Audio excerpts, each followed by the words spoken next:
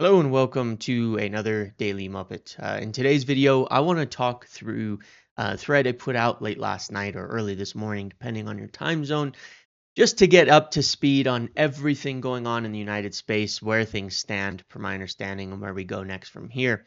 I did this about exactly a month ago in May, at the end of May, following the end of the season, to really indicate exactly what I expected to happen through through the year, through the summer, I should say, and where we went from there. At the time, looking back at that thread now, it looks pretty damn accurate as to where United moved forward. But I wanted to review that really quickly and then bring us up to speed so we kind of know what are United doing. I do expect it's going to be a busier week at United with Mbeumo, with July 1st obviously coming this week, with the last week before training. A lot of stuff I would expect to really kick in. The next 3 weeks have to be very, very busy for United as they prepare for preseason, prepare for the tour in the US, and more. So let's start with going back to May. At the time, Liam Delap was obviously the big discussion. My information was United were among as many as 4 clubs who believed they had an agreement. They expected a decision that week. But earlier discussions led some clubs to believe Champions League would help their case. That proved correct in terms of him choosing Chelsea, primarily on that reason as well. I then spoke about Bryan Mbeumo, that we made contact with the camp of him, had a concrete interest, and had work to do. Now, if we had purchased a striker, it was my understanding we'd have to make sales, which was talked about here, but we did not get Delap in the door. We pushed immediately for Mbeumo, which I stated would be the plan when we missed out on Delap. Talked about keepers real briefly. Spoke about a move away for Onana, seen as more difficult in part due to remaining costs and wages. I also said Onana is still a popular figure at United and Saudi interest was not real. Since that time, it has been confirmed more likely that he is set to stay, and nothing has come from some of those Saudi reports. Spoke about Gyökeres and Mateta. We'll touch on that. I spoke about alternatives for Mbeumo that we're not turning to in Mastantuono and Dibbling, and Semenyo as well being one of those. Talked about the midfielder, and we're almost still at the same point there. And then I talked about Casemiro, more difficult to move. The club want Kabi to stay and work his way into the team, and his decision and desire is key. I think we've seen from his work this summer so far with Lenny Yoro and such that he also wants to stay, and that looks like the right decision. So that catches us up to date. There might have been a few more things in this thread, but I thought that was the pertinent pieces that I went through there. We had missed out on Delap, turned to Mbeumo, have some striker targets lining up, have some midfield targets lining up, have some keeper targets lining up, but not that much has happened otherwise since then. So let's take a look at where we are as of today in Mbeumo. As I understand it, a second bid for Bryan Mbeumo last week put United closer to a deal. The discussions were ongoing over things like add-ons as well as details like the agent fees, who's paying what, all of that. These all matter. As I've shared before, even though there are reports that a base fee was agreed and the overall package was close and all of that, I expect those things to probably change a little bit for the final figures, because when you're negotiating over these things, they often do. As I shared through the week, it wasn't the expectation that it was imminent, but United are fully intent and totally prepared for Bryan Mbeumo to arrive this week. And a new offer that is hoped will reach full agreement with Brentford is expected fairly soon. So we should be hopefully seeing the end of that story this week. That is the plan. I'm unconcerned about it as it is today because it wasn't a surprise on Friday, given that I had heard that there wasn't full agreement and that things weren't happening imminently. Now we're expected to make an offer very soon, and next day, next 2 days, something like that to wrap this thing up and bring the player in before preseason, which he wants, which we want, which everybody wants, and all of that. Maybe we're just waiting for July 1st. Let's be real. Maybe that's all that it takes. But they are prepared for him.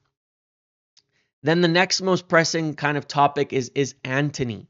I wanted to talk through sales in this one because that's been a lot of what they've been working on in the month of June. talking to players, talking to agents, talking to clubs, exploring the different avenues to move players on. Because after Cunha, after Mbeumo, they're going to need to raise some funds in order to do more deals and essentially be able to pay up, especially for more significant targets beyond just young names, things like that. With Antony, there have been club to club talks with Betis. They've been regular, they've been active. There are some interesting proposals kind of on the table, or at least have been discussed, but not really ones yet that have worked for United. But the Spanish club are looking for a creative solution to bring Antony in. The player's pushing for the move, and it is expected to move forward within the next few weeks. I do think a deal here feels likely, given that their interest from all parties in getting this done. Antony being willing apparently to take a pay cut, things like that, in order to supplement this and help move this forward should get it done. But United will need a reasonable fee. So I'm quite positive something will happen here. I'm not sure it's what people will hope for, a 30-40 million purchase that just cleanly gets it off the books, but perhaps a smaller one that has future value and things like that. But we'll see. It is complicated what kind of deal will still occur with Betis, but it is also at the same time something that everybody wants. And I think that is that's important, and that's what is the thing that means a lot um, to to making sure that this deal does go through and happen. So very active. Then there's Jadon Sancho. This was an interesting one after he failed to agree the move to Chelsea. Where does he turn? Napoli took a step forward, Juventus took a step forward, and Fenerbahce made an approach for him. However, he prioritized the Italian clubs. This is my information as of last week and through the end of last week. He prioritized the Italian clubs while the Fenerbahce interest made it clear to him that he could get the kind of wages he would want there. His response to them was not positive, or not really much at all, as he was pushing for going to Italy, staying in one of the top 5 leagues, but trying to leverage it to get a higher wage package, a bigger payment plan out of Napoli, out of Juventus. Napoli have so far refused and somewhat stepped away from this deal and pursued other targets. Juventus at the same time have stepped up their interest, and it is expected that there could be an offer forthcoming to United. Whether that offer will be suitable to pay off amortization and costs as well as satisfy the wage requirements, we'll see. I would not be surprised to see some sort of player proposal in here or something like that as well. But it's going back and forth, and I go back and forth on this Sancho thing as to where it's going to end, because we start with a lot of interest that formed over the last couple of weeks, and with his wage demands and things like that have happened, it's narrowed down. Now, at the same time, him looking to Juventus stepping forward a bit more, of course, that's going to narrow down the options when one club moves forward. But whether they actually propose a deal that is suitable or that works is another story entirely. Whether they present an offer or just decide, you know what, we're getting turned off by Sancho and his demands and agents and all that and walk away, also a concern. And it's Sancho, and so I have optimism still on this because the interest is solid and it is progressing a bit, but it's still too early to feel any certainty that he will be sold, and I get a little bit nervous about it for sure, for I think understandable reasons, as it seems like Sancho's just unshiftable, and the decisions he seems to make in his approach to these things and demands for money is really surprising. And I think poorly advised. But I guess we'll see. Regardless, Juventus right now in the driver's seat and could be presenting an offer shortly. And there's been discussions club to club as well as between the player and him and them regularly. And on a couple of other sales, Rashford prioritizing move to Barcelona, who will look to force a loan, will kind of pressure us up till late in the window to try and get a loan done if we won't accept it. I think we will in the end accept it as long as it includes some sort of option, conditional obligation, even something like that, and a good chunk of wages covered, but they have their finances to sort out as well. Hoyland, as far as I understand it, interest from Inter remains for now. There's been some chat about them maybe cooling, things like that. But right now, I understand interest remains. However, it is really important to note United want a deal they can count immediately for squad costs because the wages are not a significant saving. So my point here is that the big cost on Hoyland is not his wages. He's on fairly low wages. Loaning him out does virtually nothing for us. The big cost from Hoyland is his 15 million or so per year amortization cost. If United are going to move him this summer, they want to be able to stretch that. They want to be able to rather count that against something. So, like Fabrizio mentioned, a loan plus option that turns into an obligation was proposed. The problem with a loan plus option that turns into obligation is even if the conditions are fairly easy, they don't do anything for you today. If you get a sale or a loan plus obligation, straight obligation, then generally speaking, you can count the obligation whenever you want. And know you have it. You can count it as a sale even right away on the selling side from a PSR perspective. And so I think that, as far as I understand it, that means they might be okay with that if there was no conditions in it, because they could count it right away if it was the right amount. But it'd have to be the right loan fee and the right conditional obligation that would allow them to count it against the significant remaining costs and see some savings on the finances over this year. Otherwise, there's no point loaning him out like that to Inter. So we'll see if Inter continue to follow up on this now moving forward or not. They were intended to sign Bonnie and Hoyland at one point. There's talk over another player that they have. They likely need to move to Remy. This one could drag, and the issue is that there's not a lot of clubs out there that would be willing to or able to pay what United would need for this kind of deal. So we'll see where it goes here as of now. On Alejandro Garnacho, as with before, he's wanting Premier League clubs. It's fairly quiet for now. The only thing that's really happened is that Chelsea are kind of lingering a little bit with that talk about Nkunku and things like that. However, they are obviously have just agreed a deal for Jamie Gittins as well. So it remains to be seen whether or not they will, whether or not they will actually,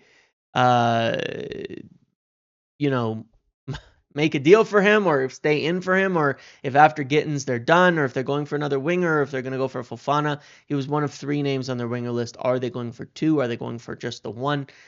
Could other proposals be coming from Chelsea? That would certainly be his preferred destination. But we'll see about any others in England. Right now it is fairly quiet on that front in terms of offers for him. Some of those sales are a priority for significant investment, with a number 9 still wanted. I believe that Antony and Sancho, per my understanding, would be enough for United to make a move in the striker department. The 2 main names, obviously, Victor Gyökeres and Ekitike, that there's been contact with both of their camps. Gyökeres is believed to be the strongest candidate for this and the best fit for what United want at the number 9. It is complicated by Arsenal, his potential preference for them at the moment, and the situation with Sporting. However, there are developments on this today, as Federico Varandas spoke this morning. Seems to have been a lot of communication between Gyökeres' agents and his camp. And there's been some interesting things kind of coming out around this, and it's hard to get a total measure of the situation, but there's some indications coming out of Portugal now that Gyökeres is perhaps open, becoming again more open to a different move to Arsenal as they take their time, not really going anywhere. There's some talk that again, Varandas, what he says today is that while he's not going to leave for the original clause that was agreed, the agents and them are not pushing for necessarily the exact original clause, but something closer to that, not his release clause. I think there's a reasonable deal here. Again, my understanding was that when contact was made and explored, a deal similar to Bruno's, lower up front, lots of add-ons, bringing it to a total of around 80 million euros would be probably acceptable. at this point for Gyökeres by Sporting, but it is still complicated. What are Arsenal going to do? When are they going to do it? There is an expectation, so I've heard anyway, that Arsenal will be doing something on the striker front in the coming days, and maybe we'll get an end to this saga. Now, interestingly, with that, there was a report today from Germany that Arsenal have entered the race for Ekitike. To me, Ekitike makes a hell of a lot more sense for them than someone like Gyökeres, just profile-wise, but that's neither here nor there. Ekitike, United's interest in him is long-standing since before he even went to PSG. At the time, they didn't sign him as they determined he was not ready. They've made some recent checks. Biggest problems, extremely high fee, noted at 100 million euros, which has not as of yet dropped, though many think that it could get him lower. Big interest from from Liverpool rather, and big interest from Chelsea. Liverpool seem the most serious for him at the moment, as far as we can tell from the outside. So those are a couple of the main targets.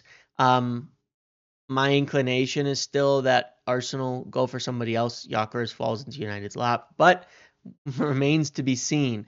United's strategy at the moment here is kind of wait and see what happens on these deals while they work on these above situations to raise funds, to raise the finances, and get things all ready for a purchase so they can be prepared at the right time. Now, obviously, you can't wait forever. At some point, you have to push, but that's why these sales are so important. Once they move Antony, once they move Sancho, once some of these other things are moving, ideally in the next 1 to 2 weeks, then they can really make a push. Maybe they, with Gyökeres, do something like Lenny Yoro, make a deal with Sporting, push the player to join and get something done. Maybe not. We'll see.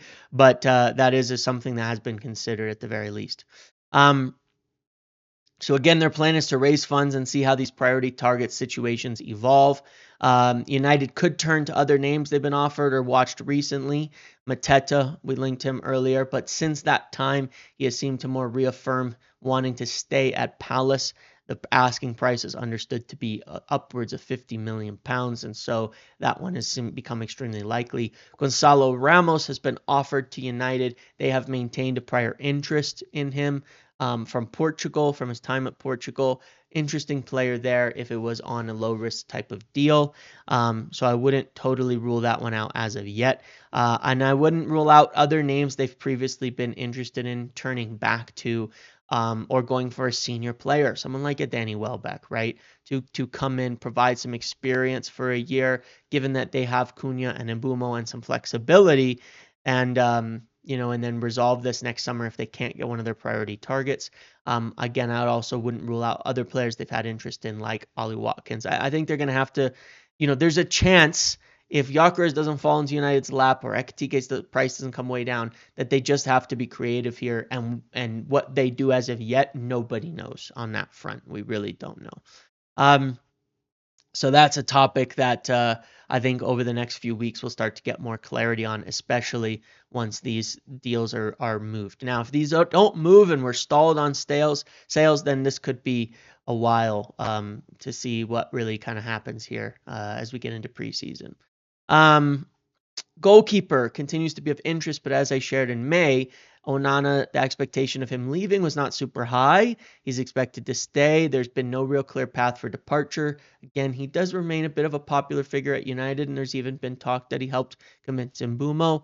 Not that those are reasons he should stay after, football performance should be everything, but at the same time, that's the truth of the matter.